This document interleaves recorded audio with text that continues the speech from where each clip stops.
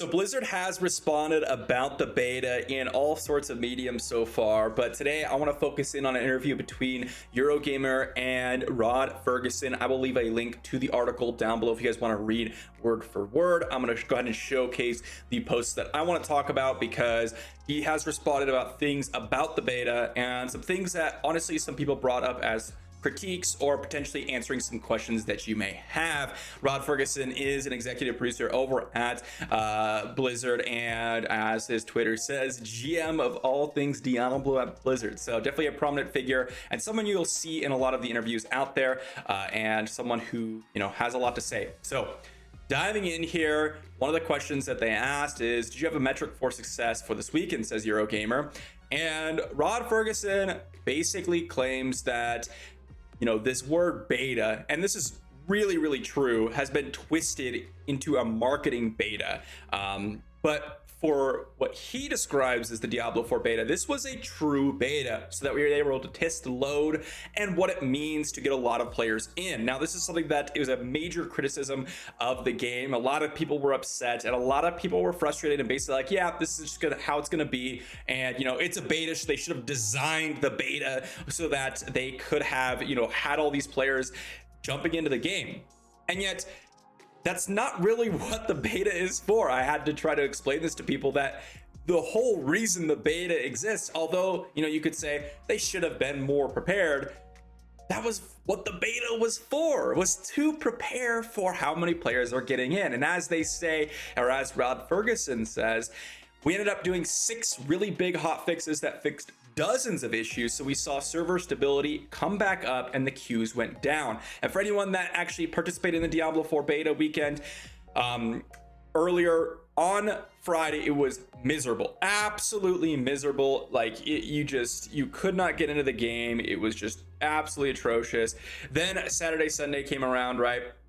And it was really clean. I was able to get in the game, no queues whatsoever, really no issues whatsoever. I had on Saturday maybe at most a 5-minute queue, and that was it. Hardly any disconnects, really smooth servers. And so absolutely, they used this beta and they did well, right? They really made a lot of improvements. Now, they said that they exceeded the numbers of players that were in this beta. As Rod Ferguson says, he said have final numbers. However, well over 1 million people were playing this weekend, which is just absolutely insane. I believe this was comparable, if not more numbers, to the Lost Ark early access pay to enter beta that they had, if I remember correctly. And honestly, well over 1 million people in a place where you had to pre-order the game is extremely good. That is some really big number. So very good for Diablo 4.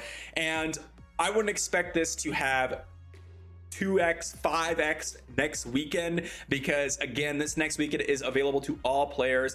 And as Rod Ferguson says, are there any restrictions on numbers next weekend, asked Eurogamer, and Rod Ferguson says no. So there's going to be no restrictions on how many people can enter next weekend, which is good news. However, I wouldn't be surprised if we have some more queues, because there's going to be so many more people playing.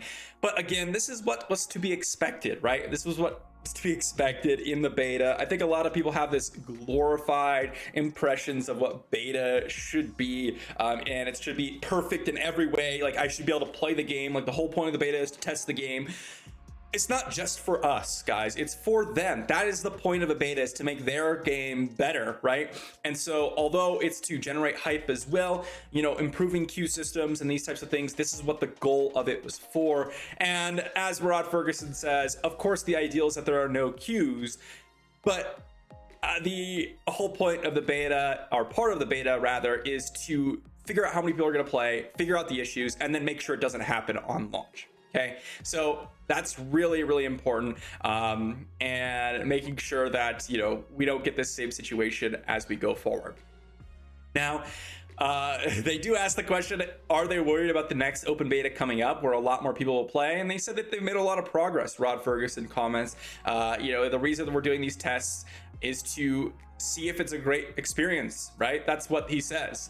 And he says the last 2 days have been phenomenal in terms of feedback positivity. I would push back on this. I would say that there is really divisive feedback. You have people that are absolutely just trashy on the game, but you also have a lot of people that are really promoting the game. I would be in that category. I would say that the game was easily an 8 out of 10, maybe even a 9 out of 10 in terms of how much I enjoyed the game. In terms of like objective standpoint, probably like a 7 out of 10 / 8 out of 10. But honestly, really good experience coming from myself. So that definitely is something that I think I would push back a little bit on in terms of feedback. But overall, it's really making sure that they can at least try their best to get everything running. Now, this is interesting because, you know, they ask Joe Shelley, was the Butcher in the build in December?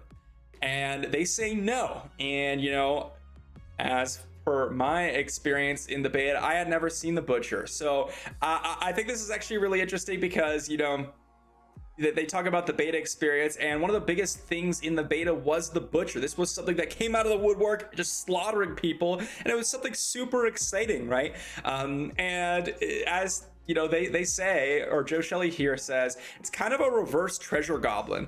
And this is absolutely true because you don't really know when it's going to show up. He could absolutely annihilate you, and especially if you're hardcore, it could really ruin your, you know, day. It could just absolutely just completely destroy you, and he is soloable as you start to get and learn the game, but definitely something interesting to basically encounter. And something interesting here, Eurogamer asks, are there going to be other enemies that get the similar kind of treatment to the Butcher?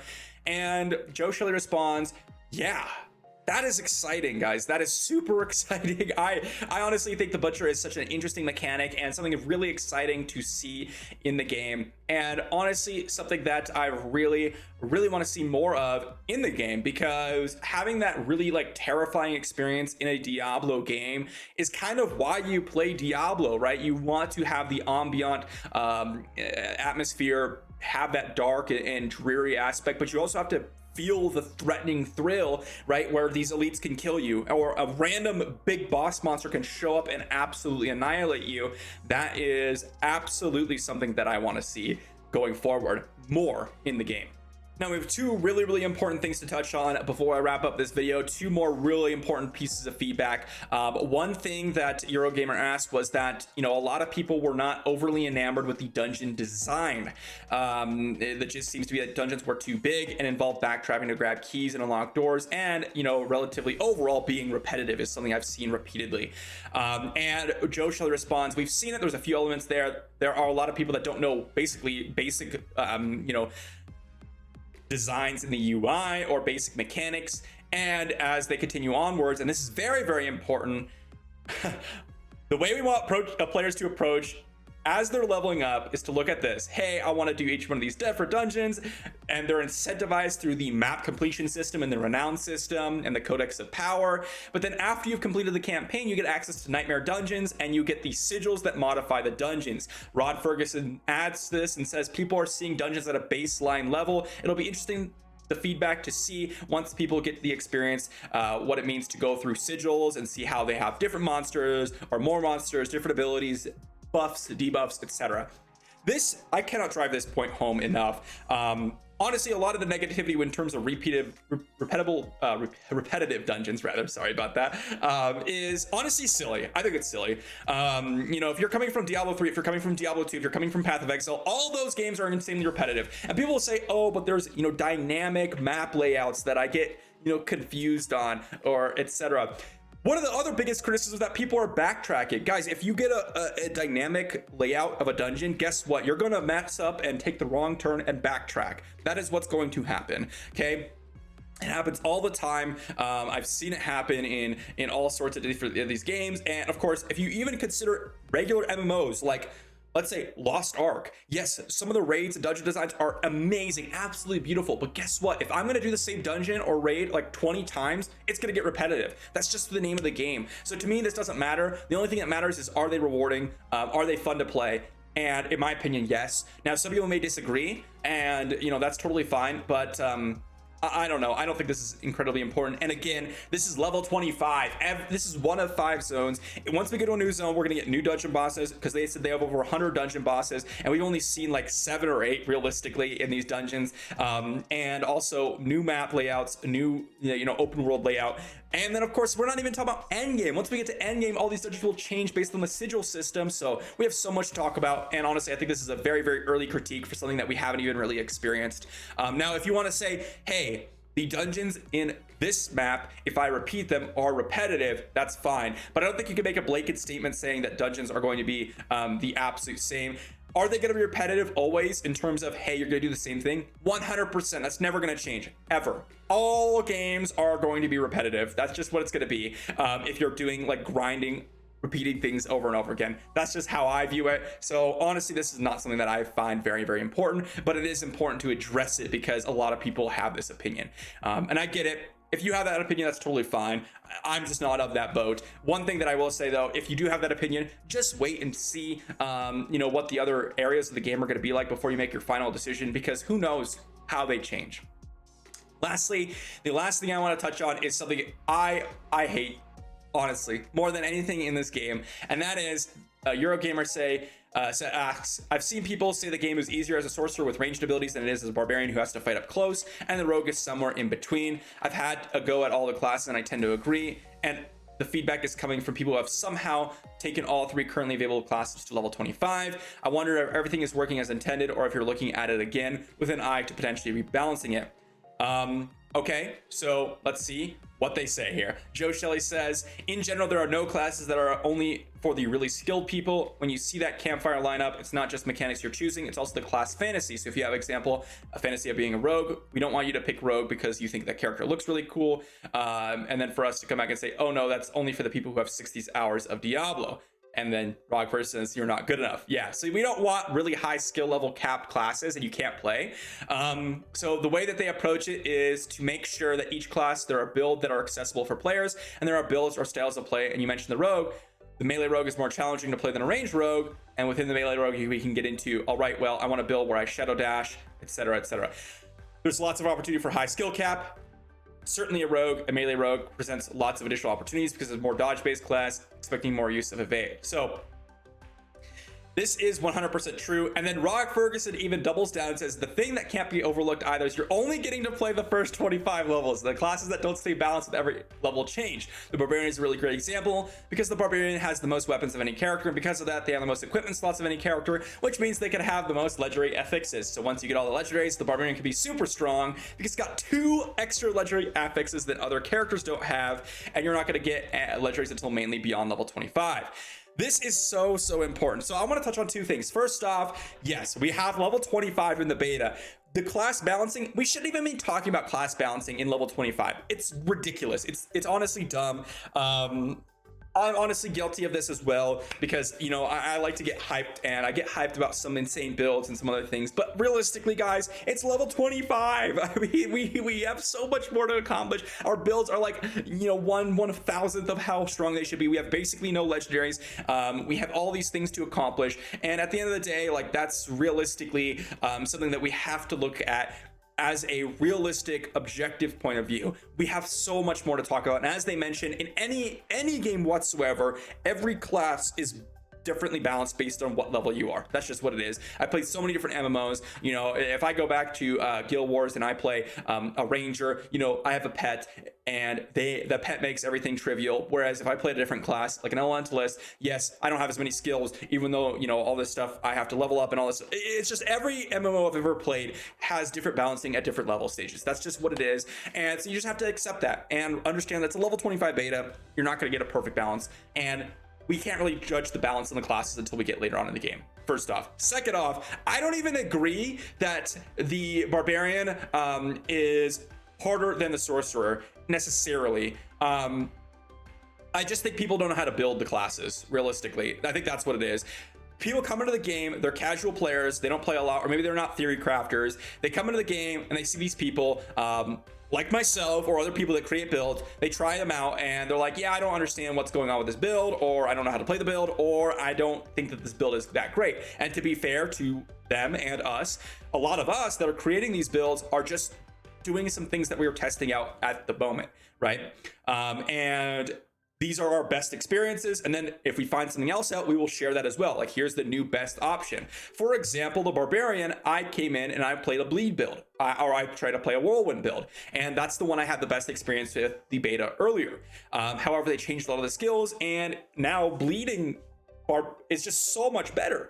And then on top of that, I played a bleed bar for the majority of the game, and then as soon as I got to level 25, I started experimenting with a lot more with the builds, and Thorn's Barbarian is just absolutely disgusting, right? Like, you could literally walk around and not die and kill everyone, right? Yes, Barbarian doesn't do as much damage as the Sorcerer necessarily, right? You can do actually more damage than the Sorcerer, because there are some situations where Thorns will absolutely annihilate your opponent. But guess what? You're also insanely tanky. Sorcerer can get one shot easily if you get CC, change CC, which does happen in the game. Rogue, you could absolutely have the mobility of an insane madman. No other class can compare to the mobility of the Rogue. And so if you know how to play the Rogue, yes, it's absolutely true. You're going to absolutely annihilate. Now, I will say something that I will, give in terms of something that needs to be addressed is how easy the classes are in terms of a skill level. So they want each class to be more balanced in terms of, we don't want you to have played 60 hours of Diablo to play this build, right? And that is something that needs to be addressed, because the Sorcerer, I will admit, is the easiest of all classes to pick up and be powerful with. Now, Barbarian, I would say, could potentially be easier if you know how to build it, but guess what? You need to know how to do the build, right? Because we're talking about Thorn's Barb. Guess what Thorns does? You just get hit. So you walk into people, you get hit, and you kill them easily, right? So that's even easier than the Sorcerer, but you need to know how to build it. So there's like multiple things going on. One is people don't know how to build the characters. Two, people make early judgments because they're not even getting to the end game. It's level 25. And then three, I do think that the Sorcerer, Barbarian, and Rogue could need some sort of balancing in terms of how easy it is to access these builds. So accessibility needs to be addressed. So I will admit they do probably need to rebalance that. But I think that in terms of power level of all these classes, honestly, if you get to level 25, Sorcerer kills things in 10 seconds, Barbarian kills things in 10 seconds, Rogue kills things in 10 seconds. They're all relatively the same. Barbarian, super tanky, you basically never die because you have so much high maximum life. Rogue, insanely mobile. Sorcerer, really high damage, higher damage than Rogue and Barbarian in a lot of different scenarios. And so there's just things that you need to address. Each class has a very, very distinct strength. We'll see how Druid and Necromancer shape up because I will be testing those as well. But honestly, I think at the end of the day, people saying that they take it all classes to level 25, yeah, sure. They just didn't really know how to build the characters, because I've built them, and honestly, I think all of them are pretty equal level power level. You might see like Asmongold out there, the clip of the Sorcerer, and he keeps replaying that. But honestly, it's just because they don't know how to build a strong level Thorns build. And see the power of that, because if you really have a decent Thorns build, it is even easier than the Sorcerer. I can't tell you how many times I've walked through a dungeon killing literally everything in one shot without touching anything. It's dumb, right? And it just means you have to know how to build the classes, right? That's really the baseline of it. So I think people should take another look at it and really do some more testing before they make some judgments. And again, even if, let's say, this was insanely unbalanced, which I don't think it necessarily is, we're level 25.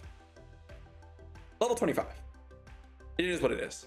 So that's going to be the end of kind of their feedback. We'll see though, because the Druid and Necromancer doesn't necessarily have all the access to their specializations. Same with the Sorcerer, same with the Rogue, same with the Barbarian. So we'll have to see how that shapes up as well, and we'll have to see if we can even get the baseline of Druid working, because from what I understand, the Druid actually doesn't even necessarily have some of the most important class mechanics associated with him, similar to the Barbarian, right? Because the Barbarian doesn't have all those legendaries, so you can have so much improvement to the Barbarian. I don't know, I think a lot of people just don't know how these classes work and how they're balanced and all that good stuff. So we'll see. But that's gonna wrap up the feedback that Blizzard has provided to us. Hopefully you guys enjoyed. I will have more updates in the future, but I think this answers a lot of questions and a lot of concerns that we have, and I wanted to add my own perspective on it, because again, I think a lot of people are coming in making videos after only 7 hours of gameplay, and that's totally fine if you want to